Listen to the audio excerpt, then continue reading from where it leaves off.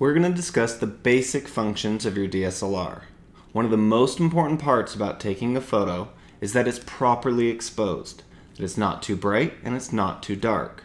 The exposure is the total amount of light allowed to be captured by your camera sensor. The term allowed is used because you have control over how much light comes into the camera. But how much light is the correct amount of light? This is where your exposure meter comes into play. The basic knowledge of how your camera calculates how much light to let in will help you understand why sometimes the pictures you take don't come out as expected. Your camera has something called an exposure meter, and it's the brain of your camera. It looks at the entire scene you're pointing your camera out to determine how bright the photo needs to be. The camera looks at every part of the photo and calculates on a scale from 0 to 100% how bright that part of the picture is.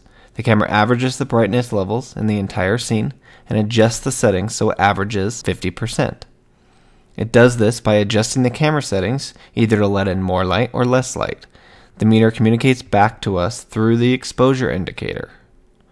The average brightness of 50% for most photos is just fine, and that's why in automatic mode, most of the pictures come out properly exposed. But sometimes your scene might be mostly bright or mostly dark, and in this case, when the camera averages out all the brightness levels to 50%, it's going to cause your photo to be improperly exposed. In this example, we're taking a photo of an object against a white snow background. The camera tries to average out all the brightness levels and adjust the settings to let in the proper amount of light, to make the average brightness 50%. In this case, it causes our photo to be too dark, so it didn't let in enough light. We need to tell the camera to let in more light. We can do this a few different ways. One way would be to go into manual mode and adjust the settings to let in more light. But your camera has a feature called exposure compensation. With exposure compensation, we can tell the camera to be brighter or darker than the camera thinks it should be. Each stop of light is effectively twice as bright as the stop before. For this photo, here's an example of where I set the exposure compensation to one stop brighter than where the camera thought it should be at. You have the ability to go up or down in 1/3 stop increments. In this example, I'm showing you full stop increments. So each stop that I am increasing is effectively twice as bright as the shot before. Here's another example where I set it 2 stops brighter. This looks about right, but just to make sure, I'll take another photo at 3 stops brighter, but you can see that this photo came out overexposed. If your camera has a Q button on the back, it'll jump into the quick menu. Use the arrows on the keypad dial to jump to the exposure compensation section. Use your scroll wheel to adjust either up or down your exposure compensation. On some Canon Rebel models, there's no Q button, so you would press the set button in order to get to the quick menu. Use the top jog dial with your finger to adjust the exposure compensation. If you press the shutter button halfway, you have about 4 seconds to use the jog dial on the back in order to adjust the exposure compensation. On a Nikon, you would press the exposure compensation button on the top, hold it down, and use the back dial to adjust your exposure compensation. Another possible way we could have fixed this photo to be the correct brightness is to make sure that we used the proper metering mode. The metering mode is a way for us to tell the camera how much of the photo to look at when the camera calculates its 50%. There are usually about 3 to 4 different metering modes on your camera. Each mode calculates the average a little differently. In this photo, you can see the red area represents what part of the picture your camera will look at when calculating how bright to make the photo, and it will ignore all other parts of the photo. In evaluative mode, the camera averages out the brightness of all the pixels in the photo. It usually gives a higher priority to where your focus point is, but it is still averaging all the pixels in the picture. In partial metering mode, it uses about 10 to 15% of the center of the frame. Even on partial mode, the photo came out too dark. Spot mode is similar to partial mode, but it uses about 1 to 5% of the center of the frame. In center-weighted average metering, it concentrates on about 60 to 80% of the center of the frame and feathers out towards the edges. In this comparison of metering modes and exposure compensation, you can see how in spot mode, the photo came out to the same brightness as when I did 2 stops brighter. Personally, I always keep my camera on spot mode as I find it to be the most accurate.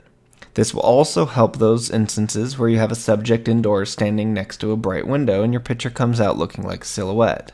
On evaluative metering mode, which is usually the default mode set on your camera, the camera would have tried to average all the bright light coming in from the window, causing your subject to be dark. Whereas in spot mode, it would have only looked at your subject and completely ignored the window behind it. For a Canon Rebel, click on the menu icon, go to the second icon over and look for metering mode. Press Set to go into metering mode, and then you will be able to use the arrows to change your metering mode. Press Set to save your changes. On the Canon 60D, 70D, and 6D, there is a single function per button. On the top, you would press the icon that looks like the metering mode and choose the top scroll wheel to change the function. You can also access this through the Q button on the back of the camera. On the Canon 5D and 7D, there are two functions per button. Whichever function is labeled first, you would use the top scroll wheel with your finger to adjust the settings, and whichever function is labeled second, you would use the back scroll wheel to change the function.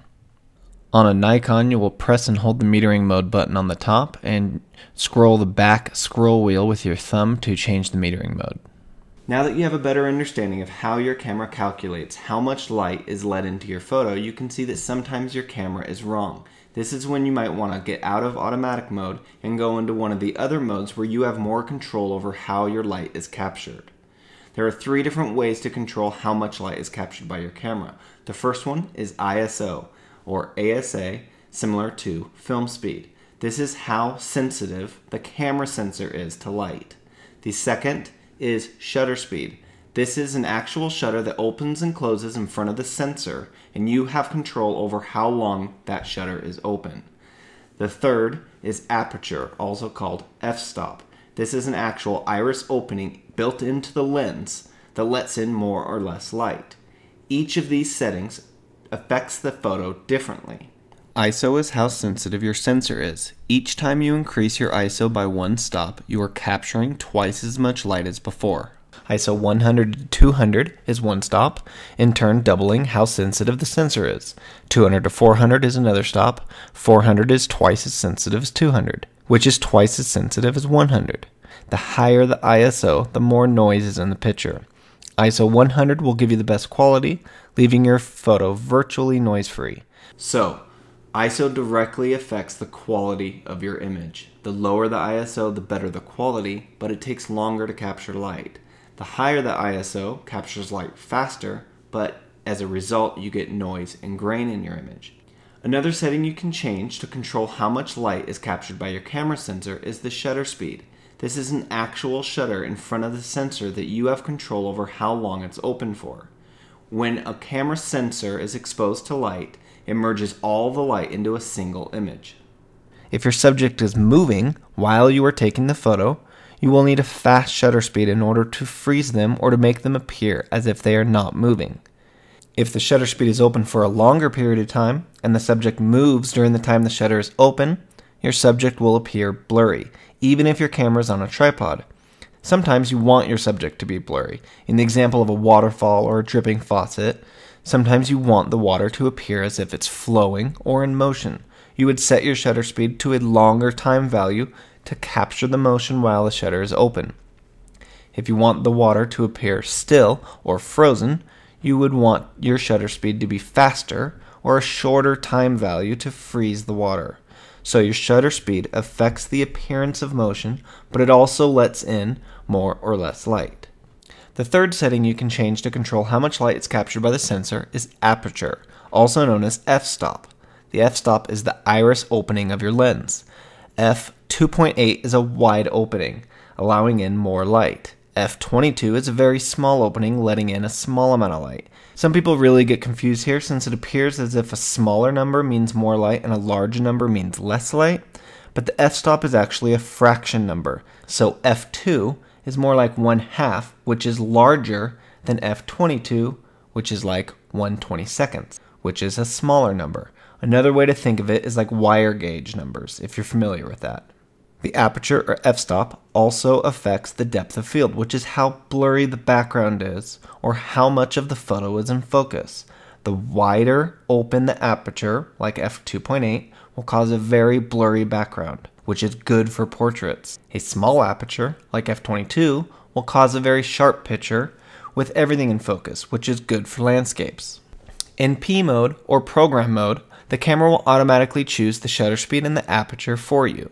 You do have the ability to set the ISO, or you can choose to set the camera in auto ISO. In that case, your camera would automatically set all three settings: ISO, shutter speed, and aperture.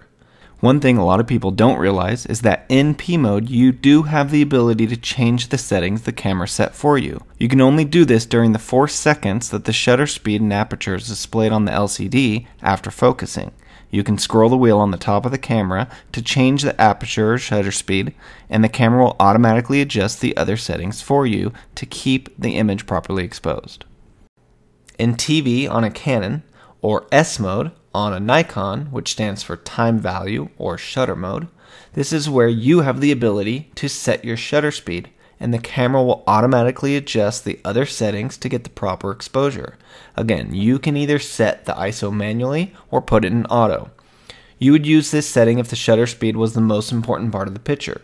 For example, if you are at a basketball game and the players are running, you will want to have a shutter speed that is fast enough to freeze the players so they aren't blurry. If you are at a waterfall and you want the water to appear as if it's moving or flowing, you will want a slow shutter speed to capture more of the motion. If your shutter speed is really fast, you are technically letting in less light. As a result, the camera will need to compensate by opening up your aperture to let in more light.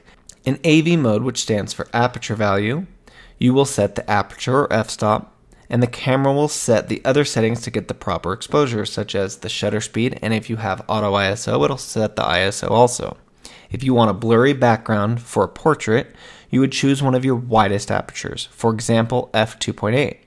Because having a wide aperture is technically letting in more light, your camera will choose a faster shutter speed to compensate for the wide aperture.